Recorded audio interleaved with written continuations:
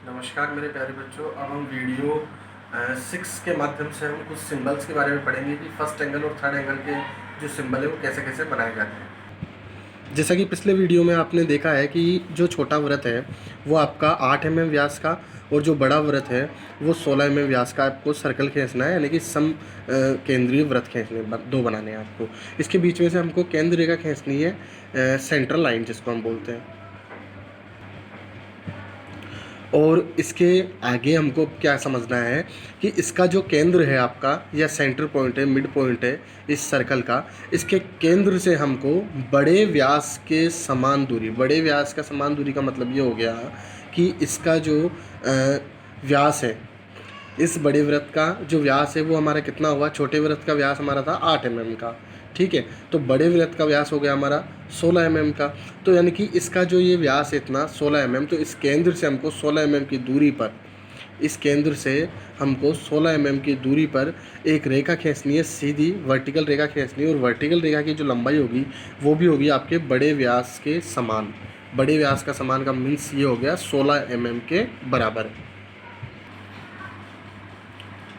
तो ये जो बड़ी वाली वर्टिकल लाइन है, ये आपकी वर्टिकल जो लाइन है ये आपके बड़े व्यास के समान आएगी। और इसी वर्टिकल लाइन से बड़े व्यास की जितनी दूरी आपको फिर से लेनी है, यानी कि 16 mm की दूरी लेनी है, और 16 mm की दूरी लेके वापस एक वर्टिकल लाइन खींचनी है। और इस वर्टिकल लाइन की जो लंबाई होगी वो आपकी रहेगी छोटे वृत्त के समान, या फिर हम ये कह सकते हैं कि 8 mm इसकी लंबाई रहेगी। मैं इस चीज़ को दोबारा आपको थोड़ा सा समझा देता हूँ कि आपको क्या करना है। सबसे पहले एक छोटा सर्कल खींचना है, फिर आपको एक बड़ा सर्कल खींचना है, दोनों पे केंद्र रेखा है, ठीक है।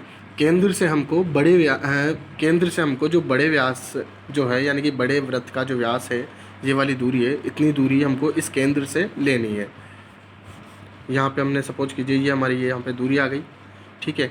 इस दूरी में हमको एक वर्टिकल रेखा खींचनी है। इस रेखा की जो लंबाई होगी ये रहेगी हमारी बड़े वृत्त के समान, बड़े वृत्त के समान हमारी दूरी रहेगी। फिर इसी रेखा से हमको वापस जो बड़े व्यास है, बड़े व्यास का मतलब बड़े वृत्त का जो व्यास है 16 mm, उतनी दूरी हमको लेके और एक डॉट लगा लेना है यहाँ से यहाँ तक का 16 mm का। और यहाँ पे छोटे वृत्त के समान एक छोटी रेखा हमको खींचनी है। छोटे वृत्त का मतलब ये हो गया यहाँ पे छोटे वृत्त का व्यास, और इन दोनों के सिरों को आपस में मिला देना है। यानी कि हमारा जो ये बनेगा ये इस प्रकार से आपका सिंबल बनेगा। और ये जो सिंबल है आपका, ये है आपका फर्स्ट एंगल का, ये आपका फर्स्ट एंगल का सिंबल रहता है। एज इट इज़ ऐसा ही आपका थर्ड एंगल में सिंबल बनेगा। फ़र्क केवल इतना सा है कि ये आपका हो गया फर्स्ट एंगल का सिंबल, ये फर्स्ट एंगल का सिंबल हो गया। अब अगर हम बात करें थर्ड एंगल के सिंबल की, तो थर्ड एंगल के सिंबल में आपका क्या होगा, आपका जो सर्कल है वो सर्कल एज इट इज़ वैसे ही बनेगा, केंद्र रेखाएं खींचेगी। और इसमें जो जैसे कि हमने इसमें जो ये साइड में ये जो बनाया था हमने, बड़ी रेखा और छोटी रेखा को आपस में मिलाया था, ये इसके लेफ़्ट हैंड साइड में बनाया था, यानी कि हमने वृत्त के लेफ़्ट हैंड साइड में बनाया था। और अब हम थर्ड एंगल में इसके राइट हैंड साइड में इसको आपको बनाना है, और राइट हैंड के साइड में बनाना है। और इसमें एक छोटा सा चेंजेस एक और है कि इसमें पहले छोटे वृत्त के समान रेखा आएगी, यानी कि यहाँ से हमको बड़े व्यास की जितनी दूरी लेनी है, फिर छोटे व्यास के जितनी लंबाई में वर्टिकल रेखा एक खींचनी है, और फिर वहाँ से वापस एक दूरी लेनी है जो दूरी होगी आपके बड़े व्यास के समान, यानी कि बड़े गोले के व्यास के समान। और एक वर्टिकल रेखा खींचनी है जिसकी लंबाई होगी बड़े व्यास के समान, और फिर इसको आपस में मिला देना है। तो ये आपका रहेगा थर्ड एंगल प्रोजेक्शन का सिंबल, यानी कि ये थर्ड एंगल प्रोजेक्शन का सिंबल रहेगा।